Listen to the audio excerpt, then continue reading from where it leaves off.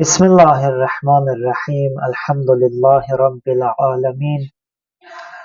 Ve sallallahu ala Muhammedin ve alihi tahirin. Allahümme salli ala Muhammed ve ali Muhammed. Ve accil ferac. Rabbi şrahli sadri ve yessirli emri vehlul ugdeten min lisani yefkahu kavli. Əziz və hörmətli qardaşları, məclis iştirakçılarını, İslam dininin çox dəyər verdiyi, çox əhəmiyyət verdiyi və İslam dinində böyük bayramlardan hesab olunan Məbəs bayramı münasibəti ilə təbrik edirəm. Səbəbini qeyd eləyəcəm, niyə böyük bayramdır, niyə həqiqətən bizim üçün bayram olmalıdır, bu gün üçün sevinməliyik, həqiqətən söhbətimin danışığında buna işarə eləyəcəm. Amma Beysət sözü, yəni göndərilmə. Allah Teala xüsusilə peyğəmbərlərin göndərilməsində bu ifadədən istifadə edib, göndərib, peyğəmbəri göndərməyə Beysət deyilir. Məbəs günü də yəni peyğəmbərin peyğəmbərliyə göndərildiyi gün. Və daha dəqiq desək, İslam peyğəmbərinin peyğəmbərliyə seçildiyi gün, Rəcəb ayının 27-si Məbəs günüdür. O qədər önəmli, əhəmiyyətli gündür ki, həmin günün özünün xüsusi əməlləri var. Xüsusi əməllər yerinə yetirməlidir. Bu əməllər hansı günlərdə var? Məsələnin əhəmiyyətini bizə çatdırır ki, bu gün önəmlidir Allah yanında. Bu gündə və o birisi günlərindən fərqlənsin. Amma o səbəbini də gərək adam düşünə. İstəyir bu gün olsun, istəyir başqa gün. Bu gündə nə var ki, Allah Teala bu qədər dəyər veribdir.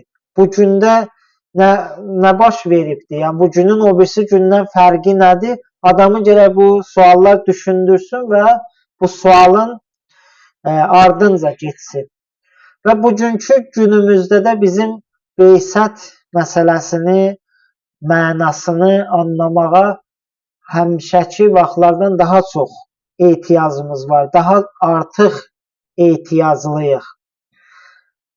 Alimlərin gözəl bir cümləsinlə Məbəs bayramının mənasını açıqlayıb və ardınca buna uyğun izah eləmək istəyirəm. Buyurur ki, Məbəs bayramı bəşəriyyətin əzab əziyyətlərinə son qoymaq üçün oyanış günüdür. Bir də təkrar edirəm. Məbəs bayramı bəşəriyyətin, yəni bütün insanların əzab əziyyətlərinə son qoymaq üçün oyanış günüdür. Bir neçə söz bu cümlədə çox önəmlidir. Baxın, əziz İslam peyğəmbərinin bütün bəşəriyyət boynunda haqqı var. Əziz İslam peyğəmbər gəlib düz yaşamaq yolunu bizə öyrətsin. Bütün insanlar, ona görə bütün insanların boynunda haqqı var. Bəşəriyyətin. Əgər Peyğəmbər Əkrəm yol göstərməsəydi, Allahdan almış o təlimləri nəticəsində insanlar əzab əziyyətdə olardılar. Bu əzab əziyyətlərə son qoymaq üçün oyanış günüdür, amma oyanış. Və əsas sözü bir də qiyamət günü barədə işlənilibdir. Yevmul bəs. Quran-ı Kərimdə bir neçə bu ifadələr var. Biri əsl lüğəvi mənasında işlənilib. Yəni göndərmək, harasa göndərmək. Bir peyğəmbərlərin göndərilməsi. Bir də dirilmə. Baxın, qiyamət günü biz qəbirdən göndəriləcək başqa bir aləmə. Buna görə bu ifadə orada da işlənilir. Yevmul bəs. İndi bunu Beysətlə istəyirəm əlaqələndirəm. Beysət də həmin bu dirilişdir, oyanışdır. O qiyamət günü oyanışdır. Beysət bu dünyada oyanışdır. İnsan bu dünyada Beysət və onun hədəflərini anlasa bu dünyada oyanacaq və Quranın dediyi kimi pak həyata sahib olacaq, pak yaşayışa sahib olacaq. Beysətin müqabili də cahillikdir. Beysətin qarşısında duran cəbhə cahillik cəbhəsidir və cahillik də bu gündə mövcuddur, bu gündə var. Deməli, bunun müqabili olan beysətə bizim hər zaman ehtiyacımız var.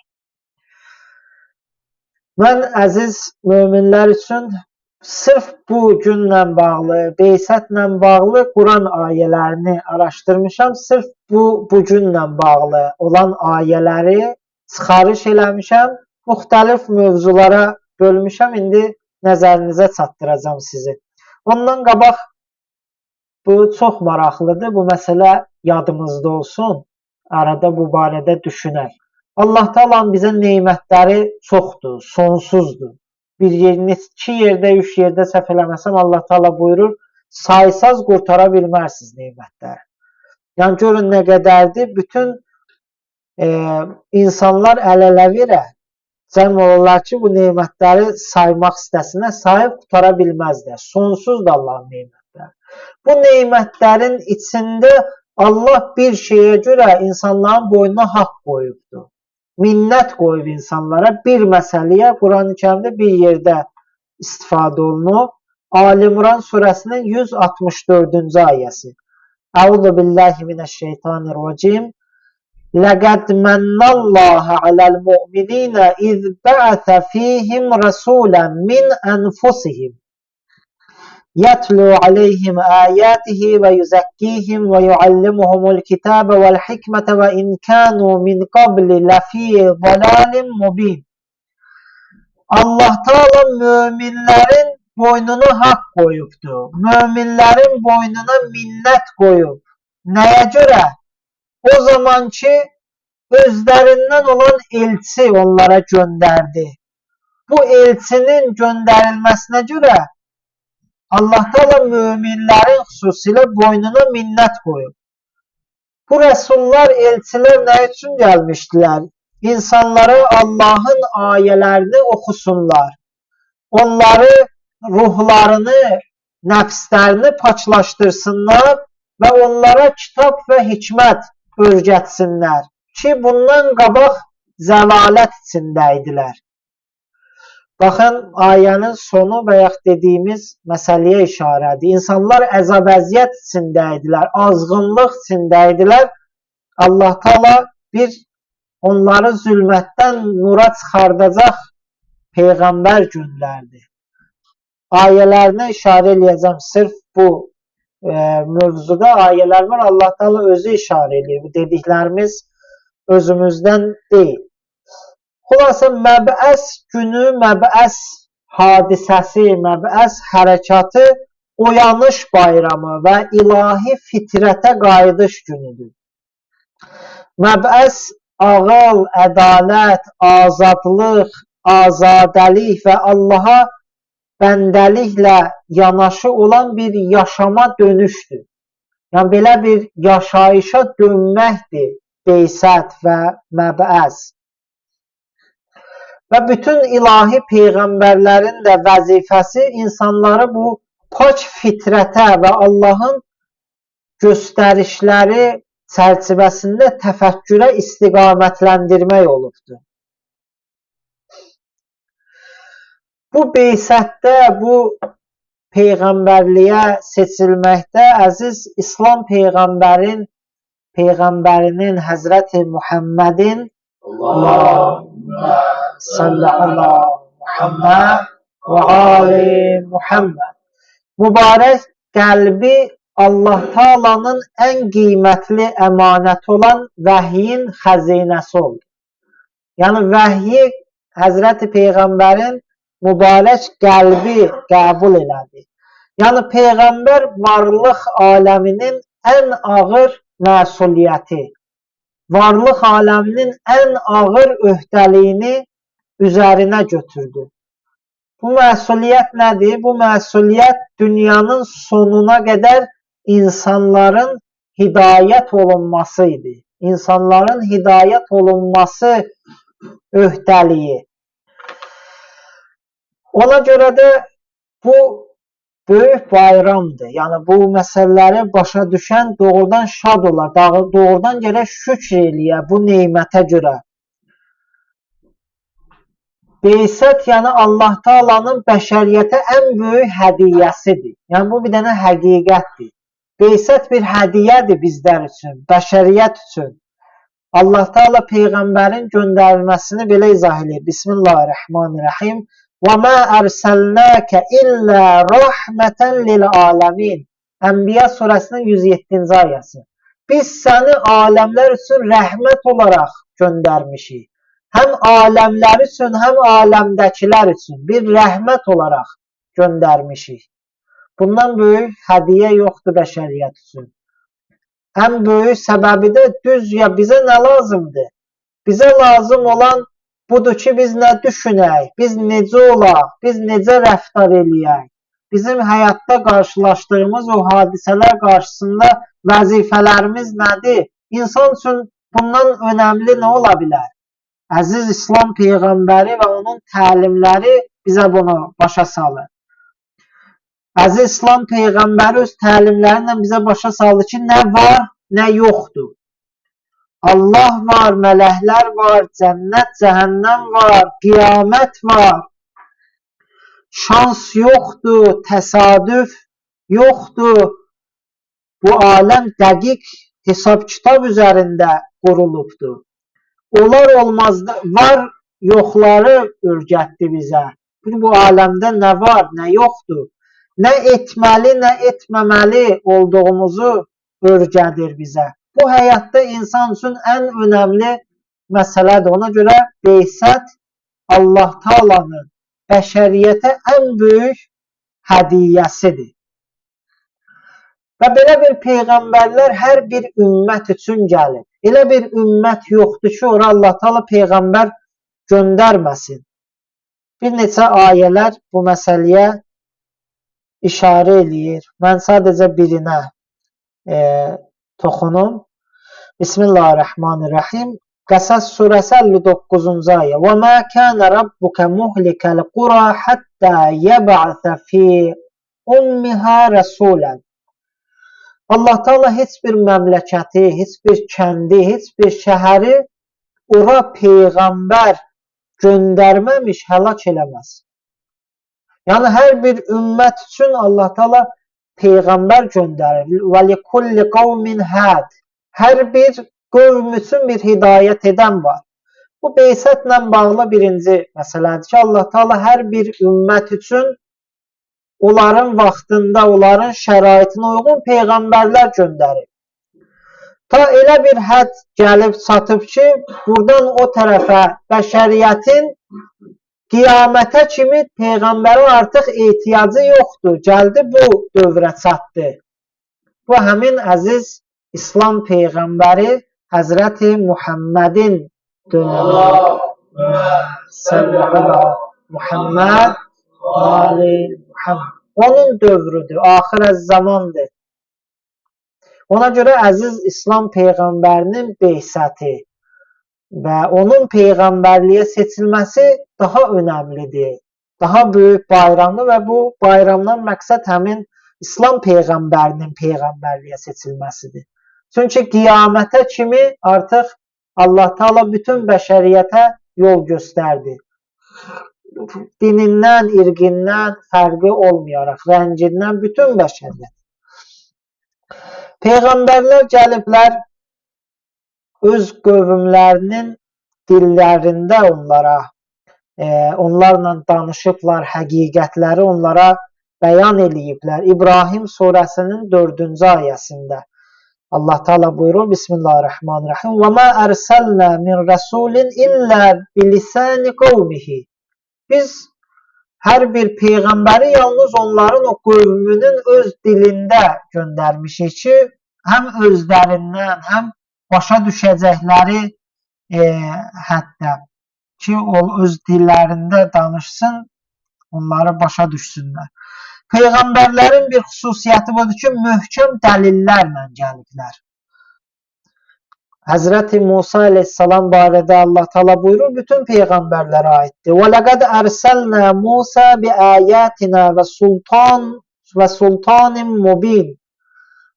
Biz Hazreti Musa aleyhissalamı, mən deyirəm Hazreti Musa aleyhissalam, Allah Teala buyurur, biz Musanı açıq-aşkar dəlillərlə və möhkəm dəlillərlə insanlara tərəf göndərmişik.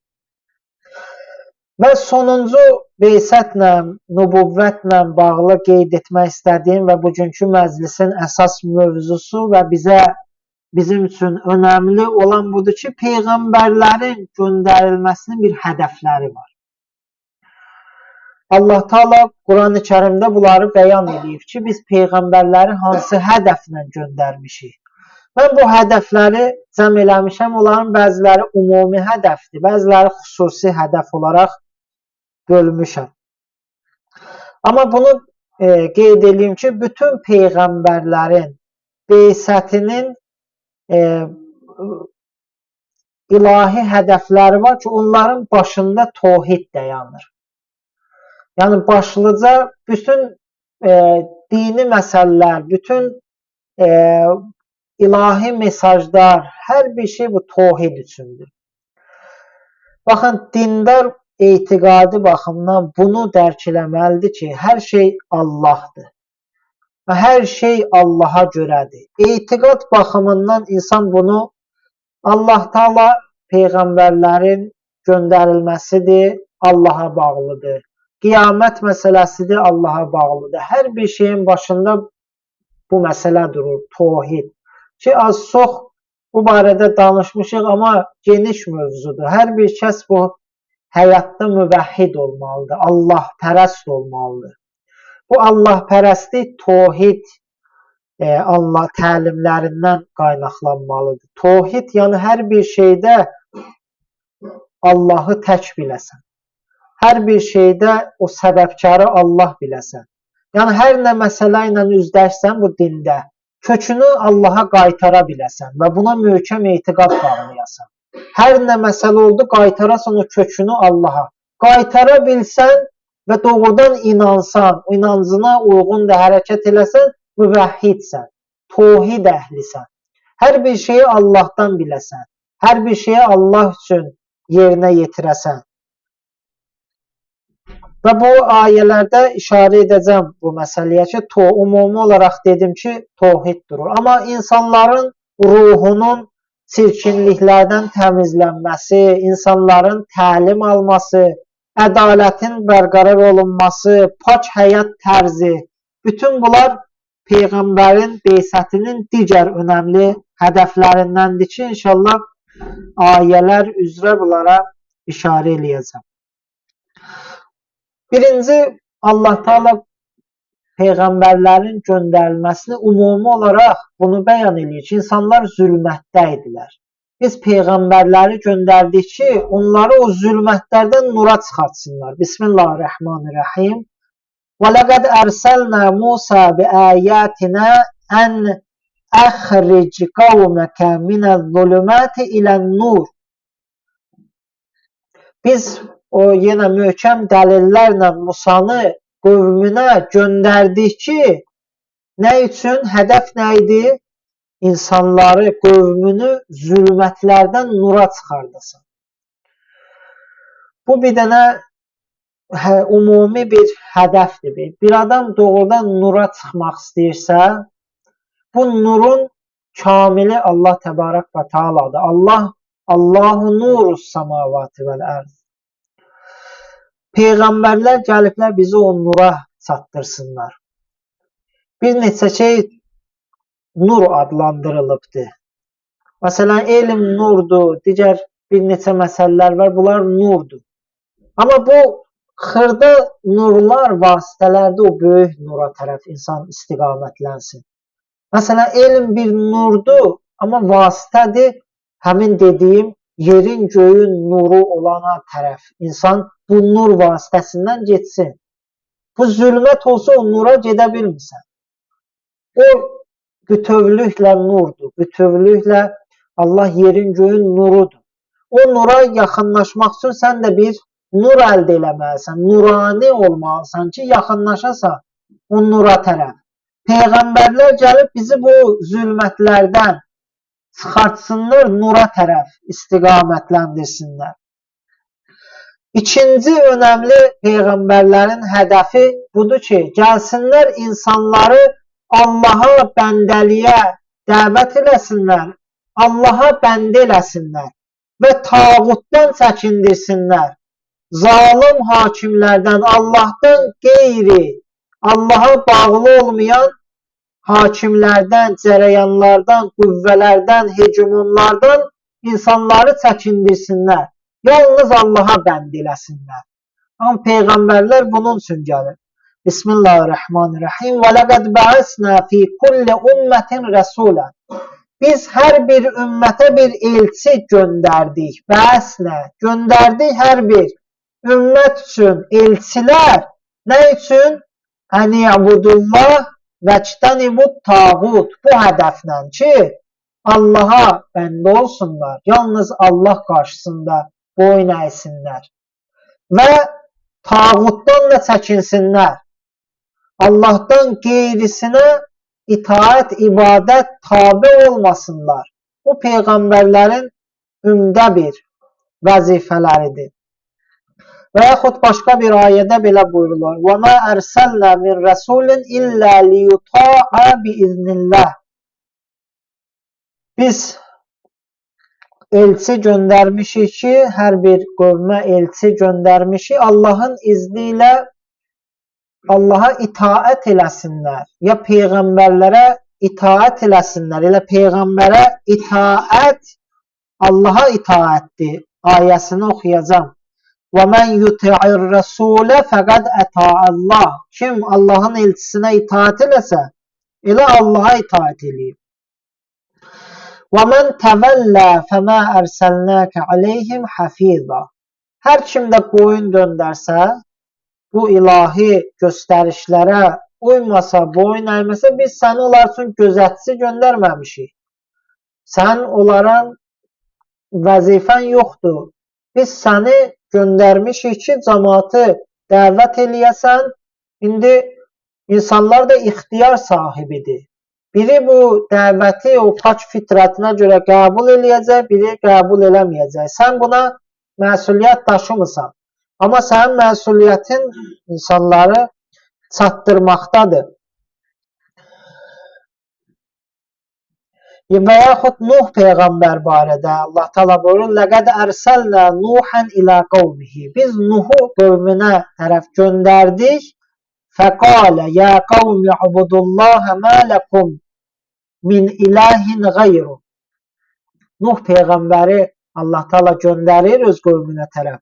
Nuh peyğəmbərin sözü bu olur. Allah təala nəql edir ki, Nuh peyğəmbər qövmünə belə dedi ki: Allaha ibadət eləyin, Allaha bəndə olun. Sizin üçün ondan başqa məbud yoxdur. Mə min ilahin gayru. Ondan başqa ibadətə layiq yoxdur. Baxın, peyğəmbərlərin ümdə hədəfləri budur. Bir ayəndə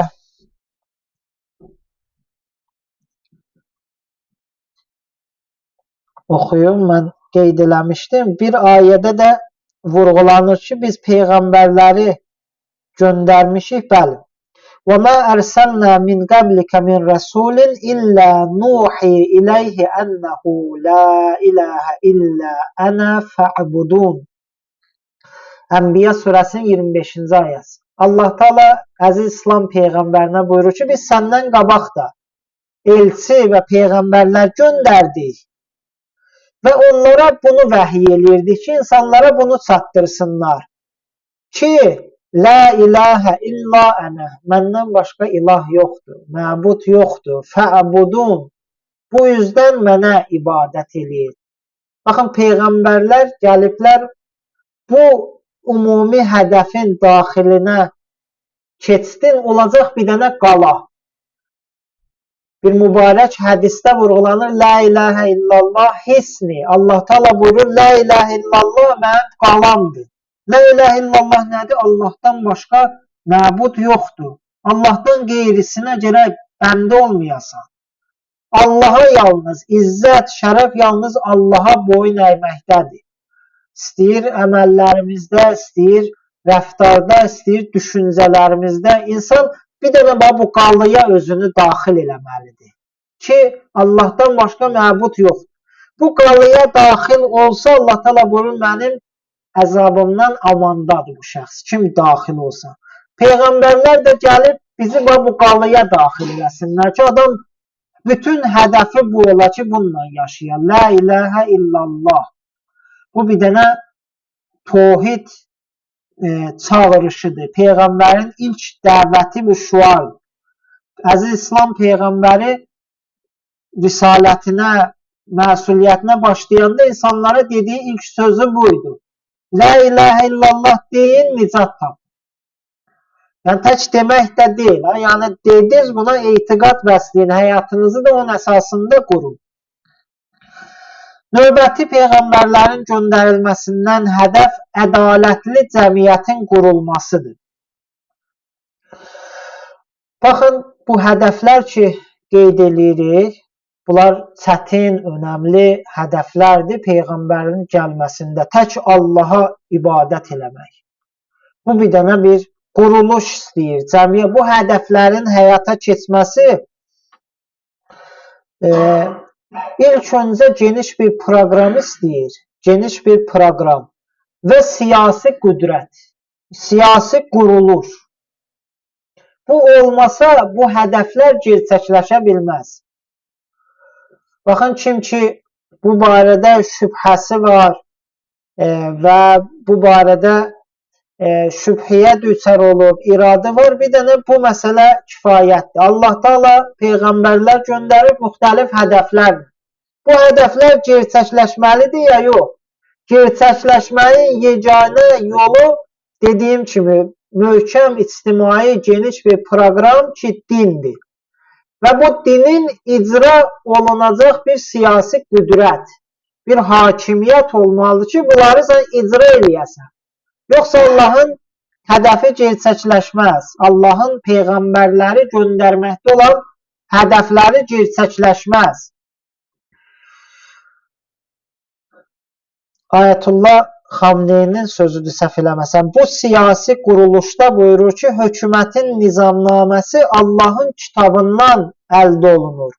Bəşəriyyətin bütün proqramları bu prinsip çərçivəsində olmalıdır. Dünən idi, səhv eləməsəm, bu ayəni oxumuşdum, yenə oxuyuram. Hədid surəsinin 25-ci ayəsi. Bismillahirrahmanirrahim. Ləqəd ərsəlnə rusulunə bilbəyyinət. Möhkəm dəlillərlə öz elçilərimizi göndərdik. Və ənzəlnə mə'humul kitəbə vəl-mizan. Onlarla bərabər kitab göndərdik və haqqı batildən ayıran tərəzi, mizan liyəqumən nasu bil-qist. İnsanlar ədaləti bərpa eləsinlər cəmiyyətdə. Çox düşündürücü ayədir. Baxın, peyğəmbərlər gəliblər, peyğəmbərlərin təlimləri əsasında insanlar bu təlimləri başa düşsünlər. Liyəqumən nas. İnsanlar özü o ədaləti bərpa eləsinlər. Diqqət edirsiniz, bir də deyirəm. Liyəqumən nas bil-qist. Peyğəmbərlərdən təlim alan cəmiyyət ədaləti cəmiyyətdə bərpa eləsin. Ədalətli bir cəmiyyət qursun. Ədalətli yaşasınlar. Kim? Nas. İnsanlar özləri bunu başa düşüb, bu üzdən qiyam eləməlidirlər. Liyəqumən nasu bil-qist. Peyğəmbərlərin təlimlərindən düz istifadə edən, düz dərs alan cəmiyyət ədalətli bir cəmiyyət qurar. Çünki Allah Teala belə bəyan edir. Liyəqumən nas. İnsanlar ədaləti o cəmiyyətdə bərpa eləsinlər. Biz bunun üçün göndərmişik peyğəmbərləri. Bütün bu təlimlər, bütün bu həngamə bu aləmdə bundan ötərdir. Baxın, insanlar ədaləti bərqərar eləsinlər.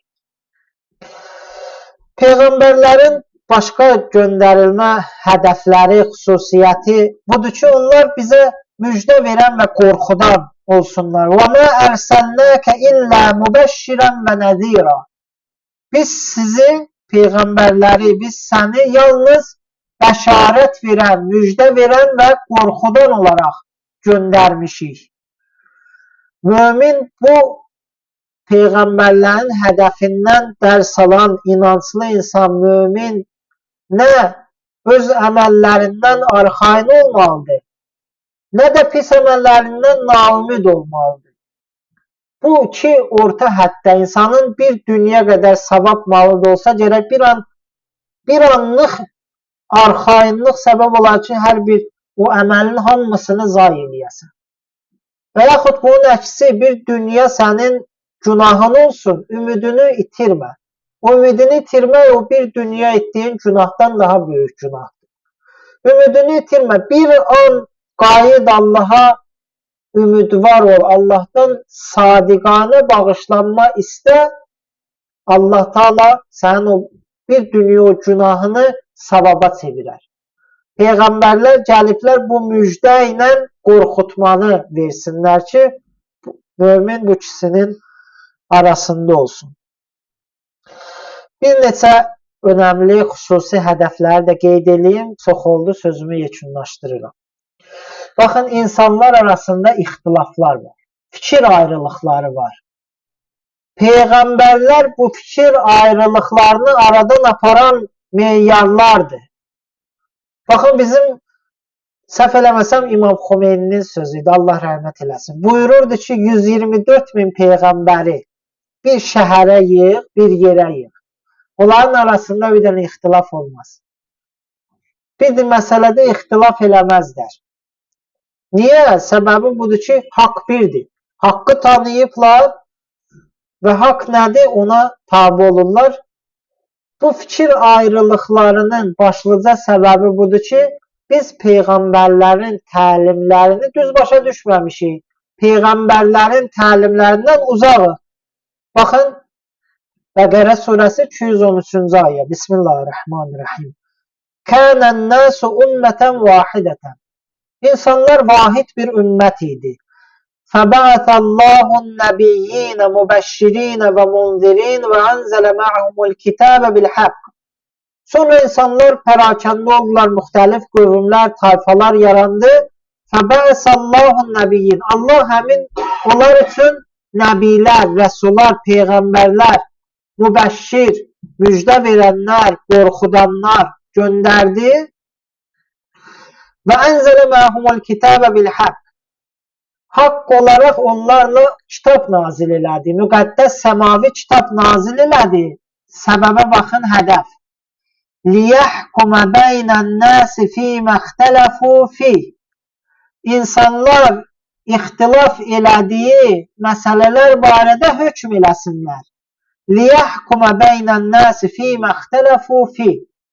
O şeylər ki, insanlar onun barəsində ixtilaf edirlər, gəlsinlər, hökm eləsinlər. Baxın, deməli, ixtilafların aradan aparmağın gözəl yolu budur ki, biz peyğəmbərlərin o təlimlərinə müraciət eləyək. Baxaq ki, peyğəmbərlər bu barədə nə deyirlər? Mən filan kəslə bir fikir ayrılığım ola bilər. Əlbəttə, bu dava, dalaş, bu şeydə olmamalıdır.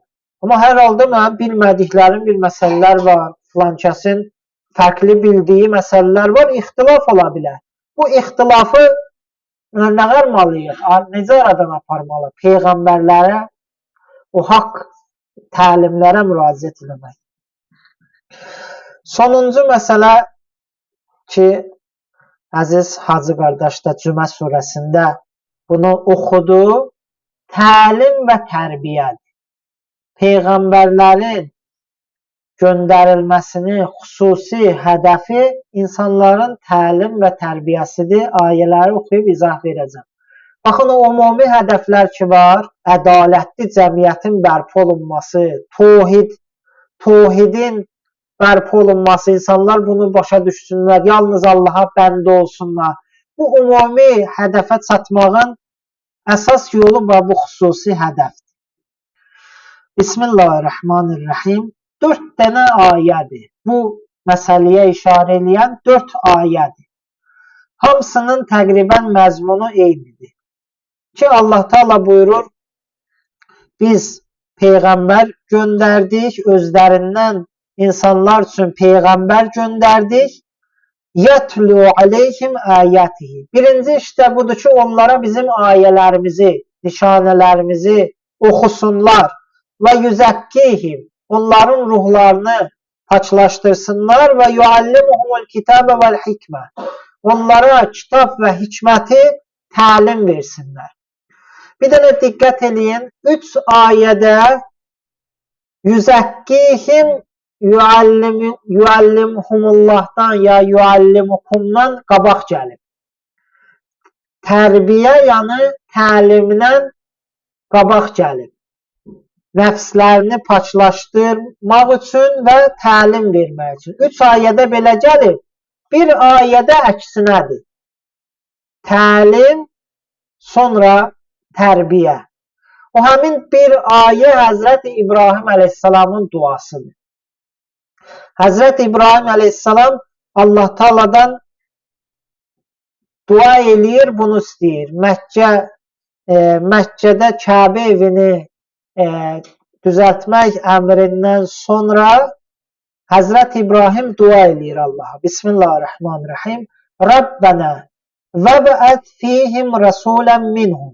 İlahi, bu məmləkətə, bu qövmə özlərindən bir elçi göndər ki, o elçi yatlu aleyhim ayatik, sən ayələrini oxusun onlara və yuallimuhumul kitab, onlara kitab və hikmət öyrətsin və yüzəkkihim, onların nəfslərini paçlaşdırsın. İnnəkə entəl azizul hakim, həqiqətən sən əziz, məğlub edilməz və hikmət sahibisən. Baxın, peyğəmbərlərin və xüsusilə İslam peyğəmbərinin ən ümdə hədəfi buydu. İnsanları birinci buradan başlasın. İnsanların ruhlarını təzkiyə eləsin, onların nəfslərini paçlaşdırsın, onlara təlim versin. Bu dediyim məsələyə qısa bir öz başa düşdüyüm həddə izah vermək istəyirəm. Baxın, bəzən təlim, tərbiyə təsir qoyur. İnsanın bəzi məlumatları. Bəzən də tərbiyə insanı təlimləndirir. Amma bu ayələr ki, 4 ayə idi, üçü də tərbiyənin insanı təlimləndirdiyini işarə etdiyi üçün bu nəticəyə gəlirik ki, daha çox insanın təlimlənmək üçün tərbiyə olunmağa ehtiyacı var. Amma bəzən həmişə belə deyil. Bəzən də ola bilər təlim də insanı tərbiyələndirsin. İnsan düz təlimatlanması üçün, düz məlumatlar əldə eləməsi üçün ilk öncə onu hazır olmalıdır. Baxın, Azərbaycanlı alimlərdən birinin səhv eləməsəm sözü idi. Buyururdu ki, o insanın özünü düzəltmədən ona elm öyrətmək elə bir şəxsə, bir cinayətkara bıçaq verməyə bənzəyir. Bu məsələlər belədir ki, insan bir həddə məlumatlı olmalıdır, bir həddə. Və sonra bununla yanaşı özünü düzəltməyə çalışmalıdır. Elmlə, bildiklərinlə düzəltməlidir özünü ki, bu düzəltmə nəticəsində o daha yaxşı məlumatlansın, bir-birinə qarşılıqlı təsir qoyan. Belə deyil ki, insan otura gözləyə ki, mən ancaq nə vaxt özümü islah elədim, nəfsimi islah elədim, ondan sonra mən təlim görmüş oluram, ya təlim görüm. Bir-birinə qarşılıqlı təsir qoyanlar. Və əsas məsələ nədir? Bugünkü gündən özümüzə nə sual verməliyik? Bugünkü gündən hansı dərs almalıyıq? Allah Teala ki, bu qədər peyğəmbərlər göndərib bizim üçün. 124 min peyğəmbər. və bunun üçün bizə minnət qoyub və ya qayəsini oxudub. Adam gərək özünə sual verə ki, mən peyğəmbərlərin təlimlərindən, xüsusilə İslam peyğəmbərinin, Əhl-i Beytin təlim və tərbiyəsindən nə qədər bəhrələnirəm? Nə qədər onların təlimlərindən məlumatım var? Təlim yəni öyrətməsindən. Onlar gəliblər bizə kitab öyrətsinlər, hikmət öyrətsinlər. Mən nə qədər öyrənmişəm onu, nə qədər onların tərbiyəsindən bəhrələnmişəm. Əgər bu Beysət günündən, Məbəs günündən bu dərsi alsaq, bu sualımızın ardınca getsək, bu gündən ən yaxşı istifadədir. Əsl bayram bunu başa düşüb və bunun ardınca gedənlər üçün. Beysət qeyd elədik, həqiqətən böyük bayramdır, səbəbini açıqladıq. Çünki bəşəriyyəti zülmətdən nura çıxardır.